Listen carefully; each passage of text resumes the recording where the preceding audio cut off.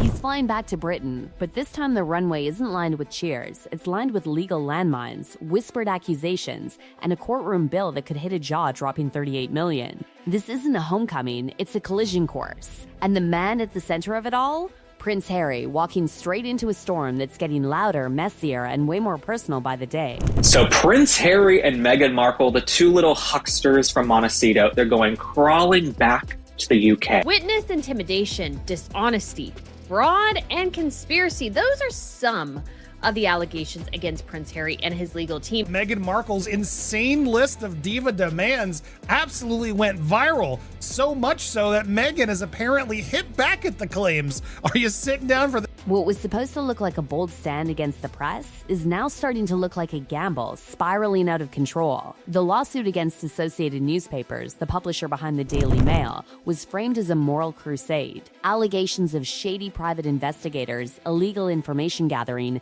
secret surveillance, the whole cloak and dagger package. Heavy stuff, explosive stuff. But now? The case itself is under a microscope, and the questions are no longer just about journalists from 20 years ago. They're about the very foundation of the lawsuit Harry helped build. Sussex team, there's the Sussex PR team, as they can Yeah, the PR team, yeah. Some highly manipulative storylines to try to pressure the royal family. Harry didn't step into this alone. He brought along a lineup of high-profile claimants, turning it into a celebrity-backed legal offensive. On paper, that looks powerful. In reality, it also means more moving parts, more testimony, more scrutiny, and way more ways for things to go sideways. Because when multiple reputations are tied to one legal strategy, one crack can spread fast.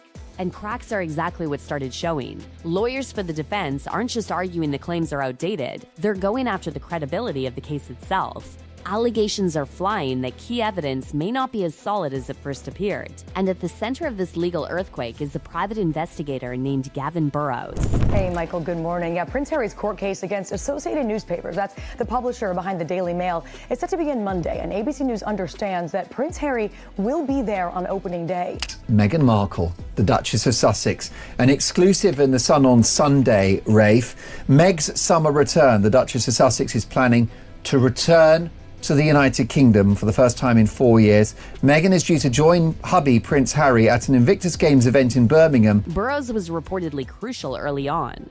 His witness statement helped convince others to join the lawsuit. It gave weight, it gave momentum, it gave the case teeth. But now he's saying something that turns the whole narrative on its head. He claims the statement filed under his name was prepared without his knowledge, and that the signature on it wasn't even his. Let that sink in. A witness whose testimony helped launch this legal battle is now allegedly saying the document tied to him may be bogus. That's not a small clerical error. That's courtroom dynamite. Because if a key statement is questioned, everything connected to it starts wobbling. And it gets even stranger. Burrows is reportedly so concerned about the situation that he doesn't want either side to know where he's living. Not the claimants, not the defense, just the court. Why the comparisons with Princess Diana should end for the Princess of Wales. And the Sussex camp is in Operation Security Overdrive, pulling out all the manipulative tactics you can imagine. That kind of fear doesn't belong in a routine civil case. It changes the atmosphere instantly. Suddenly, this isn't just about old headlines. It's about witness safety, alleged pressure, and whether someone feels caught in the middle of forces bigger than they signed up for. There are also claims floating around that just before he was due to testify, he was contacted about a story that might be published about him. The timing alone has raised eyebrows. Whether it was coincidence or something else, it reportedly left him rattled. And when a witness gets rattled, a case can unravel fast. But wait, because the contradictions don't stop there. Harry's legal research team reportedly includes a figure with a past conviction tied to phone hacking. Yes, really. The same kind of behavior at the heart of what Harry is suing over. Legally, that doesn't automatically invalidate anything. Optics-wise, it's a nightmare. Because moral high ground gets slippery when someone linked to the very tactics being condemned is connected to your side of the fight. I can jump on my Peloton and pretend I'm there, and that's fine by me. I know we have another Prince William story. We're gonna. I moved our Prince William story to the bottom because I think it's actually related to some of the other stories we're going to talk about in the lead up. So I thought it would be a nice bow on at the end of our package. But let's talk about something that I know is going to annoy the hell out of you. Then come the whispers about witness payments. Even the suggestion that testimony might be influenced by money is enough to make courts uncomfortable. Because once cash enters the chat, motives get questioned. Truth starts wearing a shadow.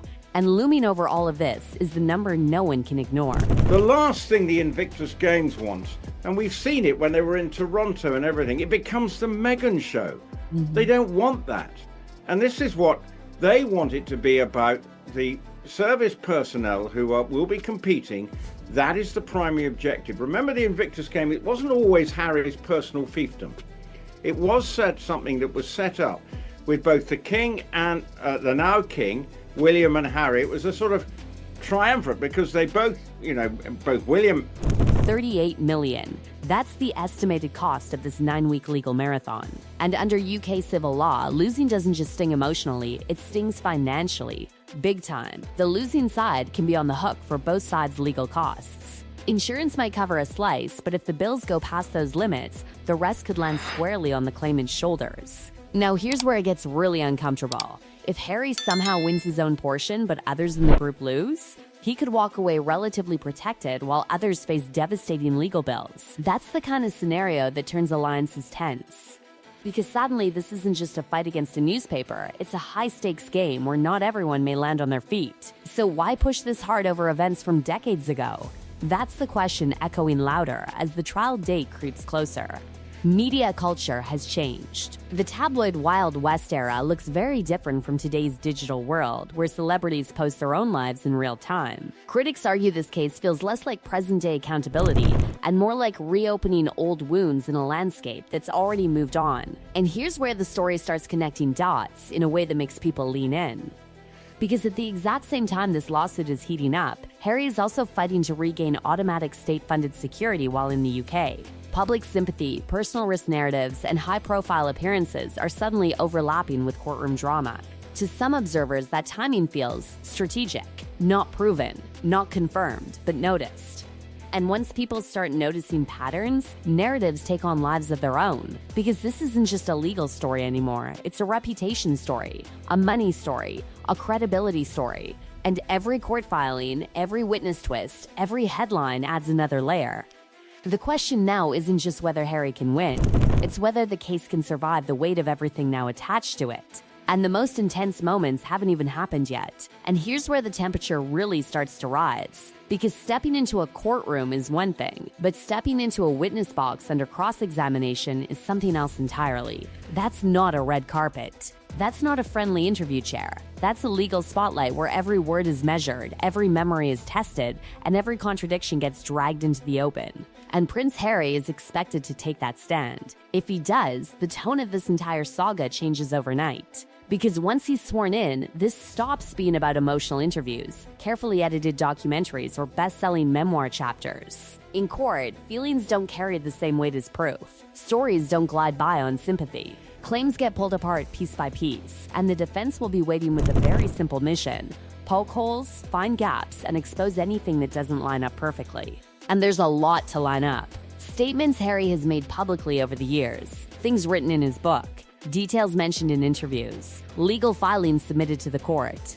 If even small details don't match across those different platforms, the defense won't whisper about it, they'll spotlight it. Loudly. That's the danger zone. Because this case leans heavily on Harry's personal account of what he believes happened to him and when. But belief and legal proof are not the same thing. The court will want timelines, documentation, consistency. The defense will want to show uncertainty, delays in bringing claims, and reasons why these allegations are surfacing decades later instead of years ago. And then there's the privacy paradox that's hovering like a cloud over everything. Harry is suing over alleged invasions of privacy, illegal information gathering, personal boundaries being crossed. But the defense is almost certain to bring up the fact that, in recent years, Harry himself has publicly revealed some of the most intimate details of his own life. Family arguments, private conversations, personal experiences that most public figures would never dream of sharing. The argument won't be emotional, it will be strategic. If privacy is sacred, why voluntarily put so much personal information into the public domain? That doesn't automatically erase past wrongdoing, but it complicates the moral framing. It muddies the waters. And muddy waters are exactly where legal teams like to operate. Now add the financial pressure ticking in the background like a clock no one can turn off.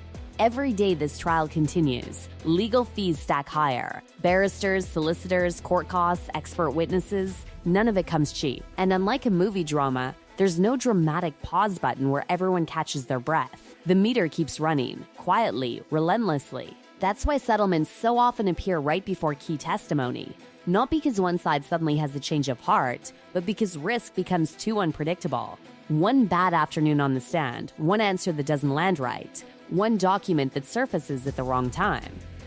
That's all it takes to shift public perception and legal momentum at once. A settlement offers something priceless: control, carefully worded statements, no admissions of guilt, no brutal cross-examination clips circulating forever, no transcript lines being pulled apart on morning television for the next decade.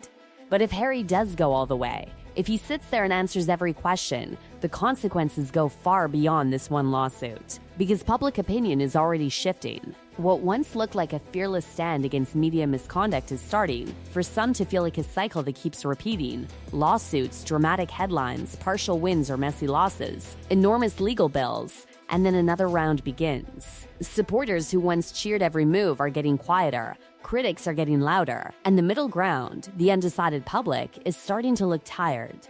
Tired of the conflict, tired of the court battles, tired of the sense that the same grievances keep coming back in different packaging. And while all this unfolds, other narratives swirl in the background. Questions about security demands, questions about public appearances, questions about whether high profile causes risk being overshadowed by personal drama. None of these threads exist in isolation anymore.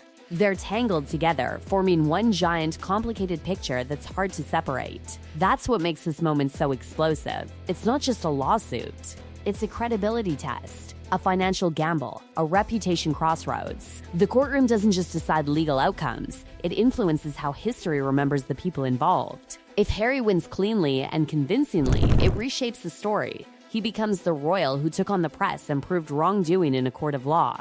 That's powerful. But if the case collapses or settles under a cloud of unanswered questions, the narrative shifts in a different direction. One about miscalculation, overreach, and a battle that cost more than it delivered. And here's the part no one can escape.